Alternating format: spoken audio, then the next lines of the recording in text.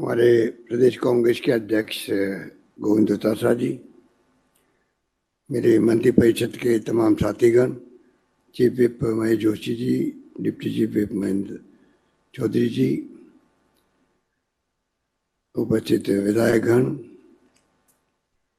VC के माध्यम से जुड़े हुए तमाम विधायकगण, सांसदगण, यहाँ उपस्थित chief secretary Arya ji, DGP Lalta साहब, DV Gupta ji, chief commissioner, Praveen Mayaram ji, Govind Sharma ji, adviser to CM, और आज ये कार्यक्रम पूरे प्रदेश में हो रहा है, तो तमाम उपस्थित हमारे जितने भी लोग जुड़े हुए हैं वीसी से, अधिकारीगण, मीडिया के साथीगण, प्रदेशवासियों, भाइयों और बहनों, नौजवान साथियों, हमारी सरकार को 2 वर्ष पूरे हुए कल 17 तारीख को शपथ ली। और ये परंपरा बनी हुई है कि जब 1 वर्ष पूरा हो तब हम लोग बैठ के उसको किस प्रकार उसको सेलिब्रेट कह दीजिए, या मेरे हिसाब से लेखा जोखा क्या है 1 साल का, जनता के सामने रखें कैसे, उस परंपरा का निर्वहन करते हुए ये प्रोग्राम आयोजित किया गया।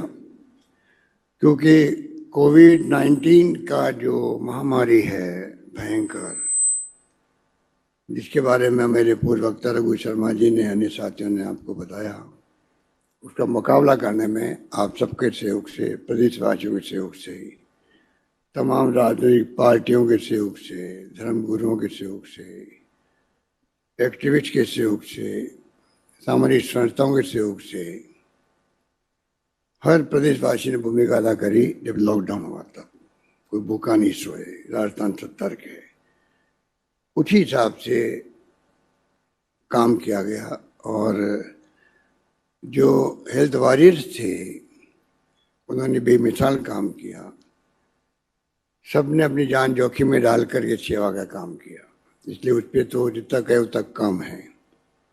पर इंफ्रास्ट्रक्चर शानदार बना, आपने देखा अभी किस रूप में राजस्थान ने इस चुनौती का या चुनौती को अवसर में बदलने के लिए काम किया कि कैसे हम लोग आने वाले वक्त में भी इंफ्रास्ट्रक्चर मजबूत काम आएगा। दूसरा मैं कहना चाहूँगा कि 22 साल पहले जब आपके आशीर्वाद से, मुझे प्रदेशवासियों के आशीर्वाद से मुझे पहली बार मुख्यमंत्री बनने का सौभाग्य मिला, तो हमने एक नई शुरुआत करी थी कि जो वादे हम करते जनता से चुनाव में मैनिफेस्टो के माध्यम से,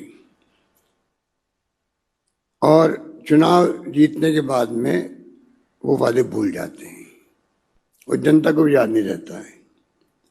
तो हम लोगों ने तय किया कि हम जो घोषणा पत्र है उसको हम लोग सरकार बनती पहली कैबिनेट मीटिंग में रखेंगे और उसमें एक प्रस्ताव पास करेंगे कि ये हमारी कार्य योजना का अंग होगा। ये निर्णय अपना आप में मैं समझता हूँ एक कमिटमेंट निभाना, पब्लिकली सरकार के साथ में जो हमारी ब्यूरोक्रेसी है उनको एक मैसेज देना कि सरकार का जो घोषणा पत्र है, जब चुनाव जीत के आए थे, वादे किए थे, वो हमारी प्रायोरिटी रहेगी। और मुझे खुशी है कि उसी रूप में तमाम कलेक्टर से लगा करके ब्यूरोक्रेसी के पास में मैनिफेस्टो की कॉपी पहुंची, कम पड़ गई तो प्रिंट हुई और वहाँ पहुंची। इस रूप में काम की शुरुआत हुई। वही परंपरा हमने दूसरी बार जब सरकार बनी तब भी की और इस बार भी निभाई हम लोगों ने। और मेरा मानना है कि ऐसी परंपराएं पूरे देश में हर राज्य में होनी चाहिए, जिससे कम से कम अधिकारीगणों को भी, जनप्रतिनिधियों को रहे कि जो वादे हमने किए उसको हम खुद याद दिलाएं, पब्लिक को याद भी दिलाएं और काम भी करें। इस रूप में हमने शुरुआत करी थी। और अभी मालूम है कि जो वादे किए गए उन करीब 50% वादे हमने पूरे किए कम अरसे के अंदर, 2 साल के अंदर। जबकि 2 साल के अंदर 6-7 महीने तो आपके बार बार कोड ऑफ कंडक्ट लागू हो जाता है। मार्च अप्रैल से कोविड-19 चल रहा है, लॉकडाउन था, उसके बावजूद भी प्रयास किए गए और इसी कारण संभव हुआ कि हम लोग करीब 50% वादे पूरे करने में कामयाब हो गए। आज भी बड़ी संख्या में जो ये लोकार्पण, शिलान्यास शुभारंभ हो रहा है, ये भी मैं समझता हूँ कि पहली बार प्रोग्राम हुआ होगा ऐसा कि जिसमें आप देख रहे हैं कि एक साथ में एक कितने में 1200 के आसपास होंगे, 1362 कार्य की संख्या है आज, जो आज शिलान्यास भी और लोकार्पण भी हुआ। ज्यादा उसमें लोकार्पण है, इसका मतलब कि काम पूरे हो गए, उसके बाद में ये आज लोकार्पण हो रहे हैं। इस प्रकार से कोविड की स्थिति ऐसी बनी है जिसने हमें थोड़ा हिला के रख दिया, सब राज्यों को, केंद्र को भी। रेवेन्यू की स्थिति क्या मालूम है, केंद्र की स्थिति तो और भी बहुत बदतर होती जा रही है, क्योंकि अभी पिछली बार फिगर आए थे -23% जीडीपी का। ऐसा आज तक इतिहास में आज़ादी की बात कभी नहीं हुआ। और चिंता पूरे देश को है, देशवासियों को है कि आने वाले वक्त में देश की अर्थव्यवस्था किस दिशा में जाएगी। मेरे कोविड के बारे में किसी को नहीं मालूम है कि ये कोविड का मिजाज, कोरोना का मिजाज क्या रहेगा आने वाले वक्त के अंदर। वैक्सीन भी आ रही है, वैक्सीन कितनी उपयोगी होगी, कितने लंबे समय तक इफेक्ट रहेगा उसका, इस पर भी किसी को कोई मालूम नहीं है पूरी दुनिया के अंदर। हमारे मुल्क में करीब 1.5 लाख लोग मारे गए हैं। जो विकसित राष्ट्र है वहां तो आप देख रहे हो कि विकसित राष्ट्र होने के बावजूद भी, चाहे वो इंग्लैंड हो, अमेरिका हो, इटली हो, जर्मनी हो, स्पेन हो, फ्रांस हो, कई जगह दूसरी बार लॉकडाउन लग रहा है, तीसरी बार लग रहा है। तो ये लॉकडाउन ने जिस प्रकार से और जिस प्रकार से कोरोना ने जो अर्थव्यवस्था को जो ध्वस्त किया है पूरे देश के अंदर, प्रदेश के अंदर, हम कई बार कहते हैं कि केंद्र के पास जो शक्ति हैं नोट छापने की भी और आरबीआई से व्यवस्था करने की, राज्यों के पास वो शक्ति नहीं होती। तो केंद्र सरकारों को चाहिए, केंद्र सरकार को चाहिए कि आगे आगे राज्यों की मदद करे, क्योंकि असली लड़ाई राज्य लड़ती है कोरोना के लिए। किस प्रकार मृत्यु दर कम से कम रहे, रिकवरी रेट बहुत कम रहे, टेस्ट अधिक से अधिक हम करें। ये कोई कम बात नहीं कि एक उदाहरण के रूप में कि हमने 0 से शुरू किया। हमारे टेस्ट करने के लिए पूना, दिल्ली भेजते थे सैंपल। आज 60,000 सैंपल प्रतिदिन करने की कैपेसिटी यहाँ पे पैदा हो गई। आप सोच सकते हैं कि चाहे वेंटिलेटर हो, चाहे आईसीयू हो, सब में हम लोगों ने शानदार व्यवस्था करी।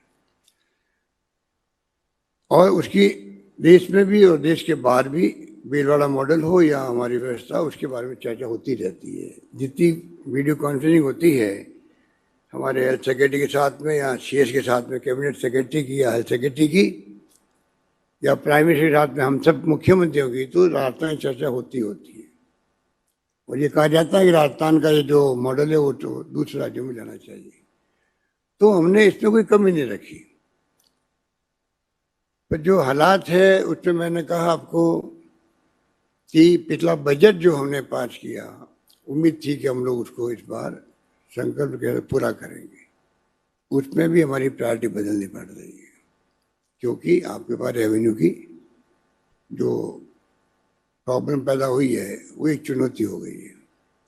वित्तीय प्रबंधन शानदार करना चाहते हैं, मित्रता रखना चाहते हैं। ये 2 साल के सेलिब्रेशन में मैं समझता हूँ मित्रता के साथ में आज ये मनाया जाएगा। इस रूप में हम लोग चाहते हैं कि एक बार किसी रूप में कब ये कोरोना समाप्त होगा उसको देखते हुए हम अपनी तैयारी करें। अभी अगर वैक्सीन आ रही है तो सरकार ने पूरी तरह तैयारी कर रखी है। वैक्सीन आए तो किस प्रकार जो गाइडलाइन बनेगी भारत सरकार की और राज्य सरकार की उसके अकॉर्डिंग तो हम लोग लोगों को उसमें राहत पहुंचाएं। और साथ साथ में जो अनलॉक हुआ है उसके बाद में वापिस उद्योग धंधे शुरू हुए हैं, मजदूर आने लगे हैं, जिनकी हमने बहुत सेवा करी थी। राजस्थान वो राज्य जहाँ की बसें कलकत्ता और आसाम तक गई थी, यूपी तक गई थी, मध्य प्रदेश तक गई थी, महाराष्ट्र तक गई थी, और राजस्थान में एक भी मजदूर को तकलीफ नहीं हुई। उन्हें उनके लिए कैंप भी खोले, खाने पीने की व्यवस्था करी और किसी रूप में वो टाइम निकल जाए। राजस्थान रोडवेज ने बहुत शानदार काम किया और उसी रूप में लोगों को लाया गया, ले जाया गया। रेलगाड़ी के अंदर भी हमने पूरी तरह प्रायोरिटी से हमने मांग भी करी, रेल चलानी पड़ी केंद्र को, और हम लोगों ने लाखों लोगों को उसके अंदर भी भेजने का काम किया। तो कोई कमी नहीं रही। पर अब जो स्थिति है उसमें हम लोग चाहते हैं कि समस्या कई तरह की है, समस्या कई तरह की है, और हम चाहेंगे कि राजस्थान के चहुमुखी विकास जो हमने वादे किए जनता से, उसके आधार पर चाहे पानी की योजनाएं हो, चाहे बिजली की योजनाएं हो। आपको बताई गई अभी पिछली बार जब सरकार बनी थी तो सरकार बनते ही मैंने 2 super critical power plant sanction किए थे, एक सूरतगढ़ के अंदर, एक छबड़ा के अंदर। सरकार बाद में बदल गई, अब जाके वहाँ पर हम लोगों ने एक यूनिट बन चुकी थी, एक बनी छबड़ा के दूसरी, और अब जाके आज हमने सूरतगढ़ की जो इकाई है साथ में उसको हमने शुभारंभ किया है, और मार्च में की इकाई और आएगी। वो सुपर क्रिटिकल पावर प्लांट देश के अंदर आधुनिक सुपर क्रिटिकल पावर प्लांट लगे थे उस वक्त में जब हमने 2 मंजूर किए थे। तो ये 660 2 इकाई होती है इसके अंदर, 1320 मेगावाट होती है। इतने बड़े काम हम लोगों ने टाइमली फैसले करने का परिणाम है, हम उसमें काम में हो पाएंगे। हालांकि भारत सरकार की जो कंपनी है वो डिले कर रही उल्टा। पर जिस प्रकार से संभावना राजस्थान के अंदर है, राजस्थान वो राजस्थान नहीं रहा जो आज़ादी के वक्त में था, जहाँ सिर्फ 13 मेगावाट बिजली बनती थी। यहाँ पर राजा महाराजाओं के महलों में टिमटिमाती थी। अब तो 22-23 हजार मेगावाट बिजली बन रही। सोलर की क्रांति हो रही है। विंड का मैंने 2 मेगावाट शुरू किया था 20 साल पहले जैसलमेर के अंदर, आज करीब 4,500 मेगावाट बिजली बन रही है विंड से। सोलर से 2-2,500 मेगावाट से ज़्यादा बनने लग गई है। आने वाले वक्त में 30,000 मेगावाट का प्लान बना रहे हैं। भारत सरकार की तरफ से अभी ग्लोबल कॉन्फ्रेंस हुई थी, मैंने भाग लिया था उसके अंदर। तो उम्मीद करते हैं कि आने वाले वक्त में सोलर पावर को लेके जो माहौल बन रहा है उसका सबसे अधिक फायदा मिलेगा देश के अंदर, तो राजस्थान को मिलेगा। इन्वेस्टर यहाँ आएंगे क्योंकि सूर्य की जो ग्रेविटी है, तीव्रता, सबसे अधिक राजस्थान के अंदर है, राजस्थान के रेगिस्तान के अंदर है। तो अपार संभावना छिपी पड़ी है, उस पर हमारा ध्यान है। बायोगैस भी 100-150 मेगावाट बनी है, विंड का मैंने आपको बताया। तो आने वाले वक्त में पावर की कोई कमी नहीं रहने वाली, जो हमने काफ़ी लंबे अरसे से भुगती है, किसानें भुगती है, उनको पूरी बिजली मिलती नहीं थी, आज वो स्थिति नहीं रही है। अब तो दिन को बिजली देने की भी 15 जिले में हमने शुरू कर दी है, बाकी जिले में 1-2 साल के अंदर स्थिति बन जाएगी कि रात को बिजली देनी नहीं पड़ेगी। तो तमाम तरीके से हम लोग पावर सेक्टर में भी काफ़ी हमने हासिल की उपलब्धियाँ, और उसी प्रकार से पानी की योजना है, पीने के पानी की। आज भी जो हर घर नल नल लगाने की बात भारत सरकार ने भी करी है, हमने टॉप प्रायोरिटी दी उसको। उसी रूप में हम लोग गांव में ढाणियों तक में हम लोग चाहते हैं, जैसे बिजली पहुंच रही ढाणियों में, उसी ढंग से पानी के नल पहुंचे। तो बड़े रूप में इस प्रोजेक्ट को हाथ में लिया गया है। कहाँ सोर्स पानी का मिलेगा, ट्यूबवेल के माध्यम से या तालाब के माध्यम से, कुएं बावड़ियों के माध्यम से, वो सब देखने के बाद है। तो पूरी मास्टर प्लानिंग हम लोग कर रहे हैं उसके अंदर भी। शिक्षा के क्षेत्र में हम देखा, मैंने कहा आपको कि आज वो स्थिति बिल्कुल बदल गई है। कहाँ तो जो पंडित नेहरू ने आज़ादी के बाद में शुरू की थी संस्थान, उनकी दूरदृष्टि थी। उस वक्त उन्होंने IIT, IIM, एम्स की स्थापना कर दी, बामा एटॉमिक एनर्जी की स्थापना कर दी। पर जो सिलसिला शुरू उन्होंने किया, जो नींव उन्होंने रखी, उसके कारण से आज पिछले 60-70 साल में पूरे देश में जाल बिछ गया। एम्स भी के आ गई, IITs, IIM की संस्थाएं की शुरुआत हुई। राजस्थान में एक भी संस्था नहीं थी, और IIT भी यहाँ पर है जोधपुर के अंदर, IIM उदयपुर के अंदर, IIIT कोटा के अंदर। प्राइवेट सेक्टर में जयपुर में IIIT बन गई LN मित्तल के माध्यम से।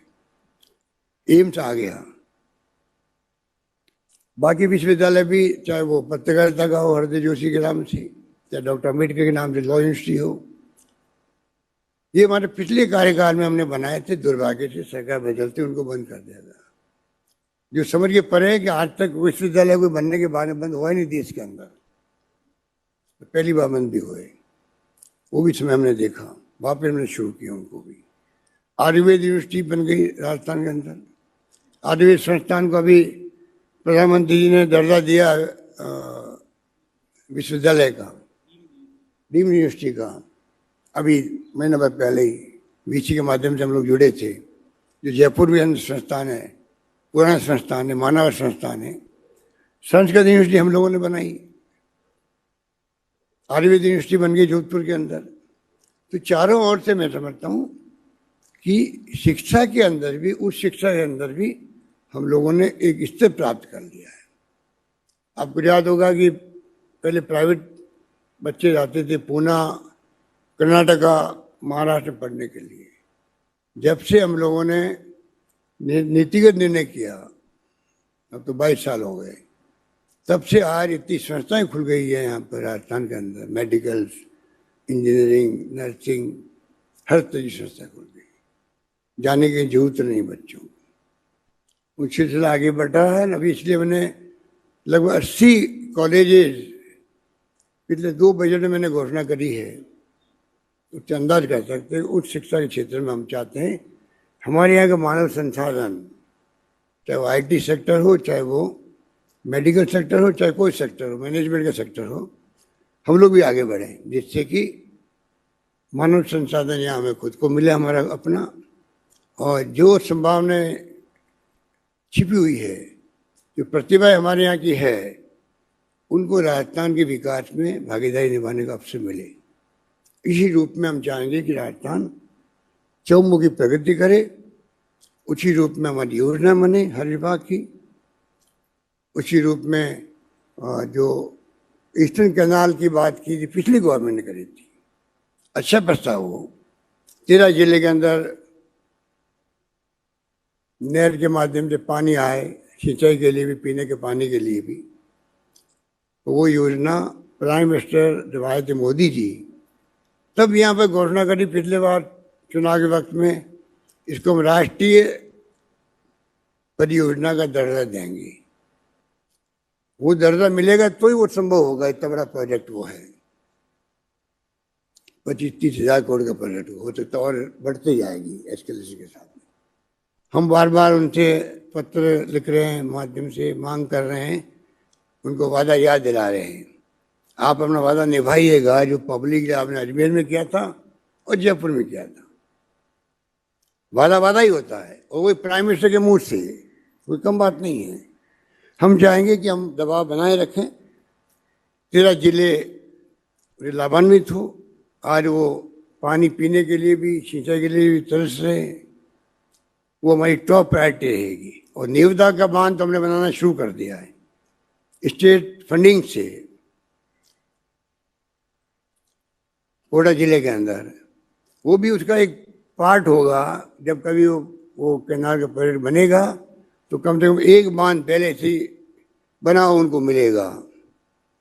उसके माध्यम से चाहते हैं वो पानी बिशलपुर में भी आए, इसदा बांध में जाए, जिससे कि बार बार जो पानी कमी रहती है, इसदा बांध तो बन रहा है बिशलपुर में, उसमें वो कमी नहीं रहे और लोगों को तकलीफ नहीं हो। तमाम तरह की योजनाएं, चाहे वो जल संसाधन की हो, चाहे वो पीएचडी की हो, वो जहन में है, उसी ढंग से काम चल रहे हैं। सड़कों का मामला है, आप जानते हैं कि सड़कों के मामले में कई सड़कें टूट जाती है, बरसात में टूटती है। टाइम पे उनके रिपेयर होते रहे, मेंटेनेंस होती रहे, चौड़ाई सड़कों की बढ़े, सड़कें तो बने तो अच्छी क्वालिटी की बनेगी, टूटे नहीं वो। आजकल तो 5 साल का, पहले 3 साल का हम लोगों ने किया था सड़कों के लिए क्वालिटी मेंटेन करने के लिए। जब प्रधानमंत्री सड़क योजना आई थी 20 साल पहले, तब बाद में 5 साल का भी गारंटी दी गई, पर फिर भी गारंटी को कोई कई जगह मानते भी नहीं है, पूरी सड़कें टूटी पड़ी रहती है। हम चाहेंगे सड़कों को हम प्रायोरिटी दें, जिससे कि आने वाले वक्त में जहाँ अच्छा कम्युनिकेशन होता है, अच्छी सड़कें होती है, वहीं ज़्यादा चांस होते हैं इन्वेस्टमेंट आने के भी। हम चाहते राजस्थान का माहौल बना रहे, चाहे वो लेबर के कारण हो, चाहे बिजली के कारण हो उपलब्धता उसकी, चाहे पानी की उपलब्धता हो, अच्छी सड़कें हो, अच्छा कम्युनिकेशन हो, तो स्वतः ही फिर आने की संभावना बढ़ेगी। आज इन्वेस्टमेंट आ नहीं रही।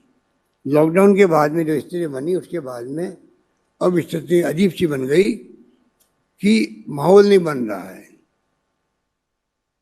माहौल बनाने की आवश्यकता है, उसके लिए हम लोग लगे हुए हैं। सरकार बनते ही हम लोगों ने एमएसएमई के जो उद्योग हैं उनके लिए एक ऑर्डिनेंस जारी किया हम लोगों ने, एक्ट बनाया असेंबली के अंदर, जिससे कि जो छोटे उद्योग हैं, मंझोले उद्योग हैं, उनको 3 साल तक सरकार के पास नहीं आना पड़े कोई परमिशन लेने के लिए। पूरे कंट्री में उसको वेलकम किया उस वक्त में, क्योंकि पहला राज्य राजस्थान जिससे एक्ट बनाया है।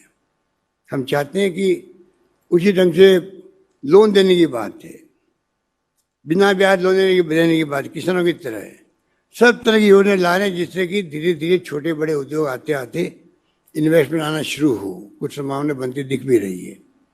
ये तमाम जो है, चाहे पानी, चाहे बिजली, चाहे शिक्षा, चाहे स्वास्थ्य का आपने देखा, चाहे सड़कें हो, किस प्रकार से हर विभाग में काम उस रूप में हो।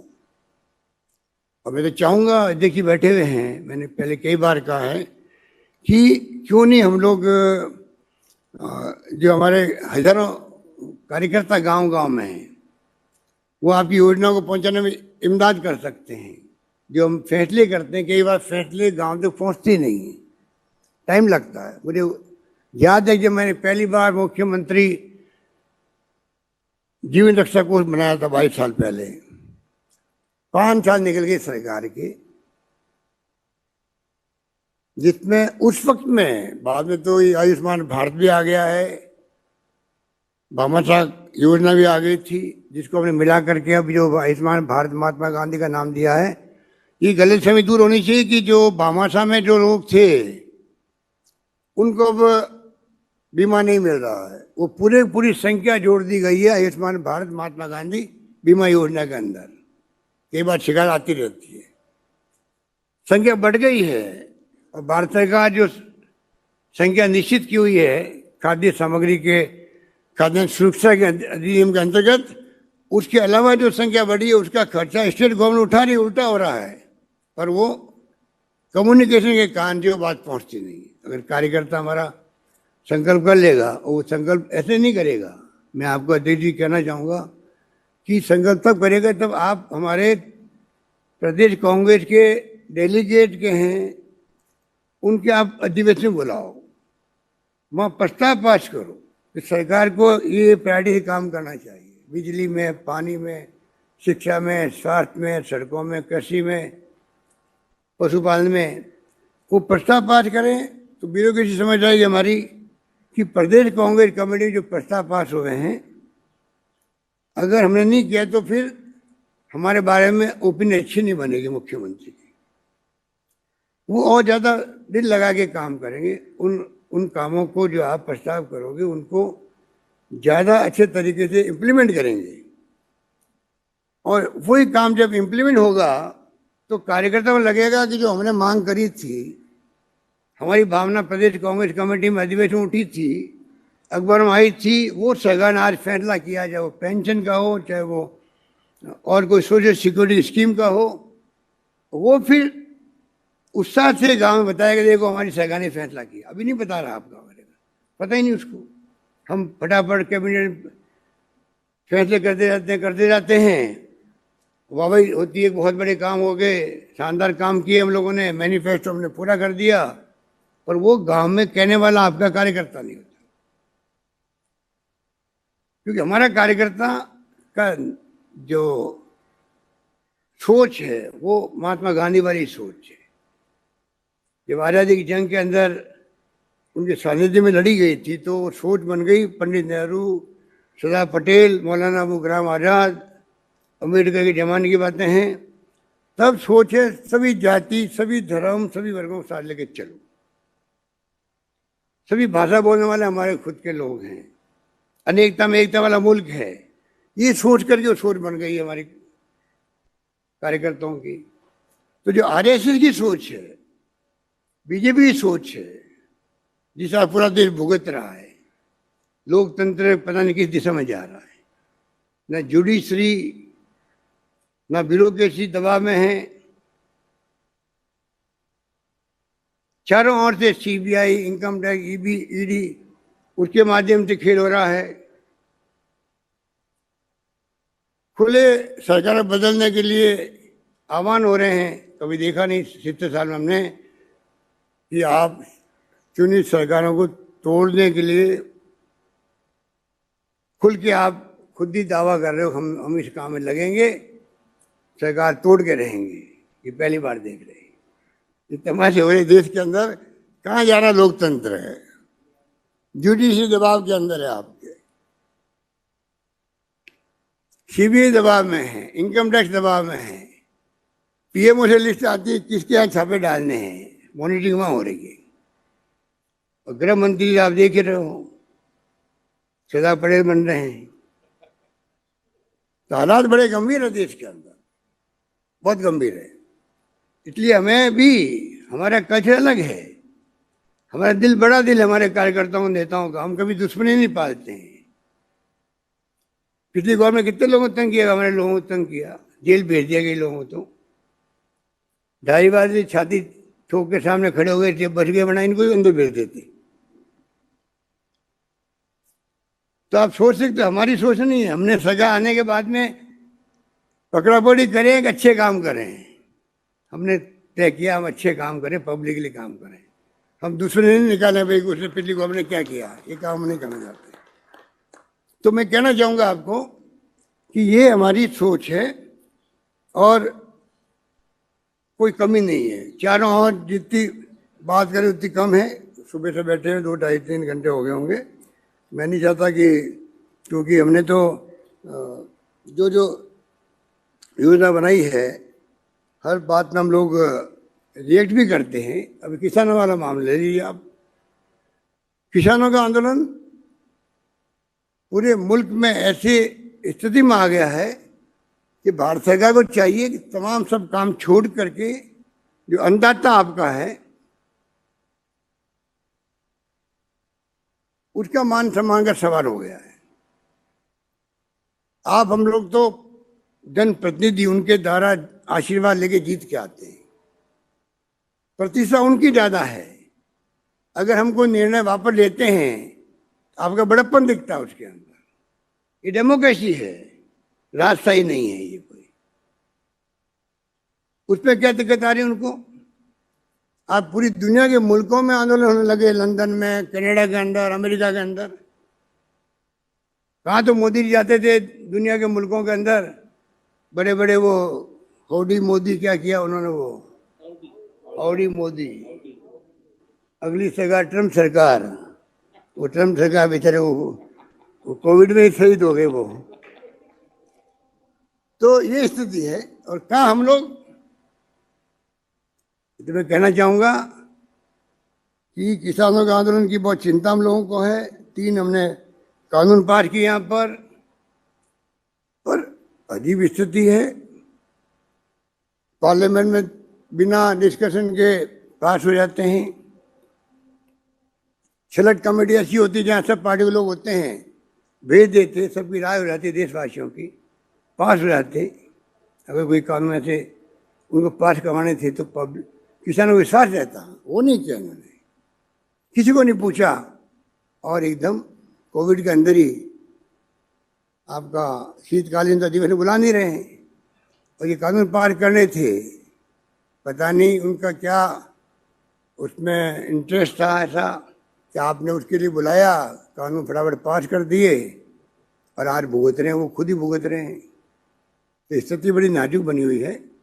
हमें सोचना पड़ेगा कि सोच गलत है। आपने डॉक्टर कैप्टन सीएम पंजाब ने टाइम मांगा राष्ट्रपति से, टाइम नहीं दिया उनको। हमने टाइम मांगा, मैंने खुद ने टाइम मांगा। हम कांग्रेस के चीफ मिनिस्टर पंजाब, छत्तीसगढ़, पांडिचेरी के चारों चीफ मिलना चाहते हैं कांग्रेस वाले, कोई टाइम नहीं दिया राष्ट्रपति के यहाँ से। हमने 3 कानून पास किए, वो गवर्नर साहब के अटके पड़े हैं, उनकी क्या मजबूरी है, वो भेज दे रहे हैं आगे राष्ट्रपति को। ये जो अप्रोच है इन लोगों की, उसके कारण से ये किसान आंदोलन कर रहे हैं। अगर कैप्टन साहब मिल लेते जाके राष्ट्रपति से, बिल भेज देते सेलेक्ट कमेटी के अंदर, हमने कानून पास किए थे, कई राज्यों ने कानून पास किए, वो कानून चले जाते राष्ट्रपति के यहाँ मंजूर, तो हम जानते उसका क्या होगा। पर कम से कम किसानों को लगता कि जनप्रतिनिधि भावनाओं को सरकार सुन रही है। पार्लियामेंट में मांग उठेगी, सेलेक्ट कमेटी वहां भेज जाएगा बिल को, तो आज ये स्थिति नहीं बनती, अब विस्तार की भावना पैदा नहीं होती। तो कहने का मतलब कि जो स्थिति बनी है उसमें हमारी सरकार की जिम्मेदारी बनती है, क्योंकि हम सत्ता में हैं। हमारी पार्टी की जो नीति है, जो कार्यक्रम है, जो सिद्धांत हैं, जो मैं बार बार कहता हूँ महात्मा गांधी के सानिध्य में बने हुए हैं, उसको लेकर हमें आगे बढ़ना है। हमारी लड़ाई विचारधारा की लड़ाई है, हमारी कोई दुश्मनी किसी से नहीं है। वो लोग दुश्मनी पालते हैं, हमारे संस्कार में दुश्मनी पालना नहीं है। हमारे संस्कार में प्रेम से, मोहब्बत से, भाईचारे से, सद्भावना से सबको साथ लेके चलें और पूरे प्रदेश के चौमुखी विकास हो, कोई भेदभाव नहीं हो। इस रूप में हम चाहते हैं कि काम हो।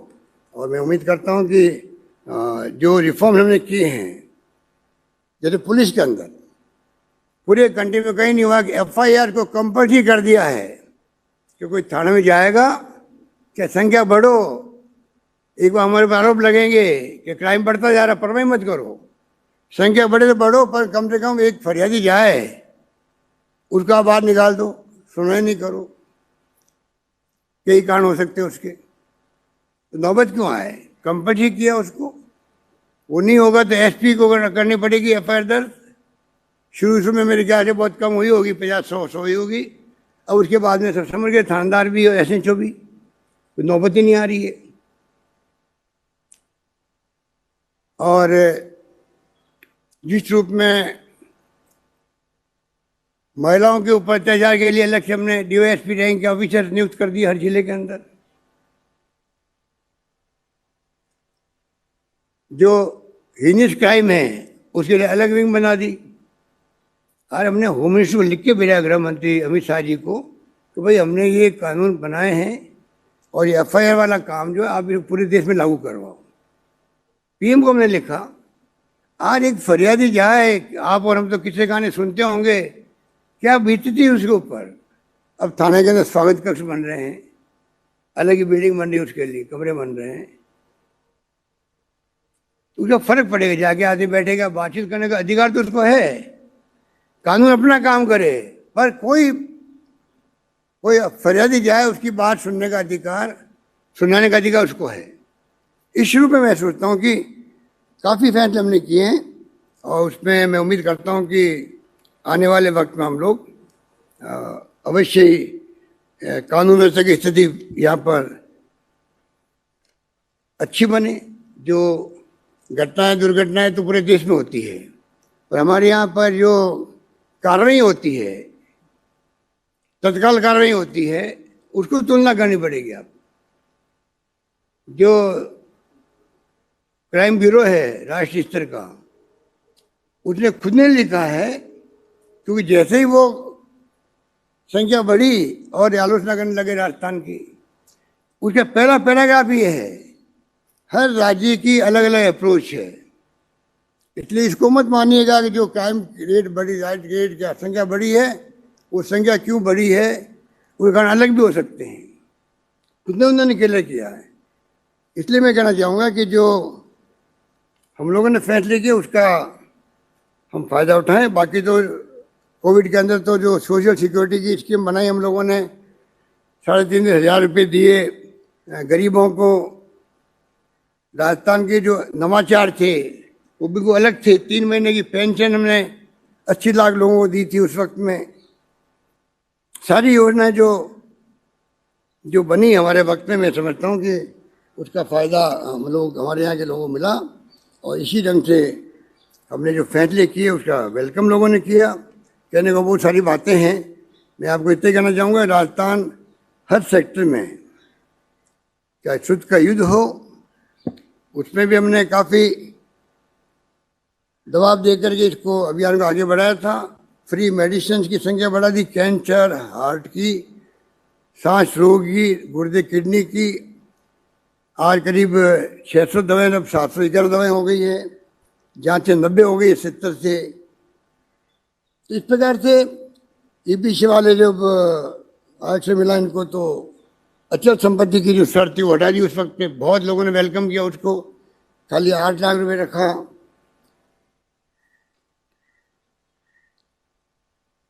तो मैं आपको निवेदन करके अपनी बात समाप्त करना चाहूँगा कि कृपा करके आने वाले वक्त में हमारे तमाम साथी मंत्रिमंडल के लगातार जो दौरे करने का अपने तय किया है, महीने में 2 दौरे होंगे। और एक कमेटी बनाई गई जो तय करेगी गांव-गांव में दौरे कैसे करें। कलेक्टर, एसडीओ, तहसीलदार, एमएलए, एमपी साथ जाएं, लोगों का दुख दर्द सुने और उनको हल करें। मैं चाहूँगा कि कोरोना तो कुछ कम ख़त्म हो जाए। तो जैसे पहले 13 के अंदर धारीवाल जी ने अभियान चलवाया था, प्रशासन शहरों के संग, बहुत कामयाब अभियान रहा था उस वक्त में, और प्रशासन गाँव के संग अभियान चले थे। दोनों अभियान हम चाहेंगे कोरोना समाप्त होते ही 2 अभियान हम शुरू करेंगे, जिससे कि गांव-गांव में लोगों को रिलीफ मिल सके, वापस शुरू हो सके। जिनको किसी को पेंशन नहीं मिल रही है, किसी की एज बढ़ गई है, अब वो पेंशन हकदार बन गया है।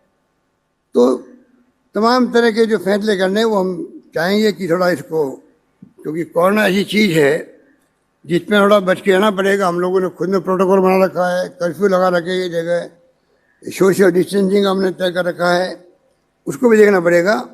और देख करके फिर हम लोगों को इमदाद करनी पड़ेगी।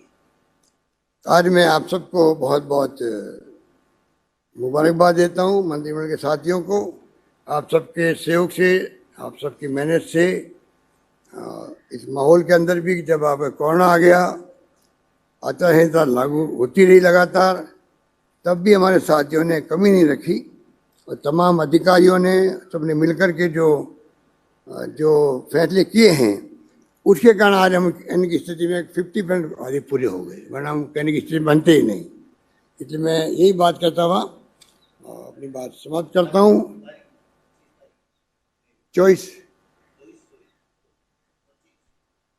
25 अप्रैल को हमारे शिक्षा मंत्री याद दिला रहे हैं कि 31,000 की जो भर्ती है, बहुत पॉपुलर डिमांड है बच्चों की, बढ़ती 25 अप्रैल को उनका एग्जाम होगा रीट का, ये मैं